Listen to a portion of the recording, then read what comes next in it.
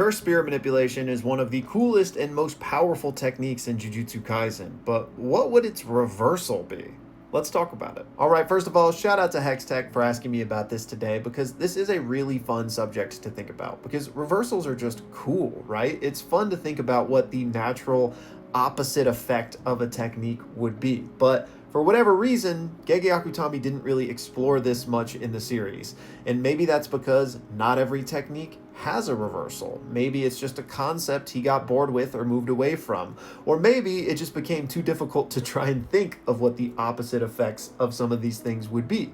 Because Gojo, for example, whose reversal red is one of the only ones we see in the series, is very straightforward, right? Because his normal lapse blue is an attractive force, so the opposite is a repelling force. Easy. But when it comes to condensing curse spirits into little Pokeballs to then eat them so that you can freely manipulate that spirit, there's not really that natural opposite to point to, right? So I think that this is why we never saw a reversal for it, because there probably just wasn't one.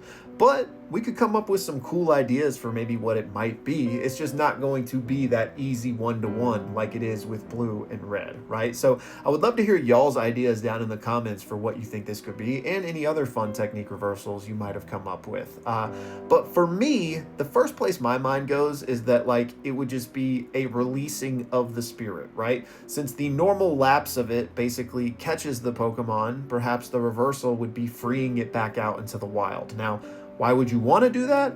I don't know, but maybe that would just be its functionality. It's certainly not going to be as useful in a combat sense or even for your own utility to just release the spirits, but it might be a way to get rid of them aside from Uzumaki, which the presence of Uzumaki makes this really almost pointless because wouldn't you rather just destroy the cursed spirit than releasing it back out into the wild? But you know, doesn't have to be the most useful, I guess. Another way I've thought about this is that curse spirit manipulation basically takes a curse and forms it into like an object that he then eats, right? So maybe a reversal on that idea would be taking an object and turning it into a cursed spirit. So maybe Geto could like take a cursed tool and turn that into a spirit. So, you know, then you kind of still have this weapon that can now kind of perform autonomously versus like a tool that you actually had to wield. And I do think that like if this was what we were going for, it would need to be a cursed tool. Like he couldn't just turn a lamp into a spirit because there's nothing there per se, although we do know that in some form or fashion even inanimate objects have souls. So I don't know, maybe some sort of like cursed spirit creation in that way. But other than that, I don't know. So y'all have to let me know your ideas.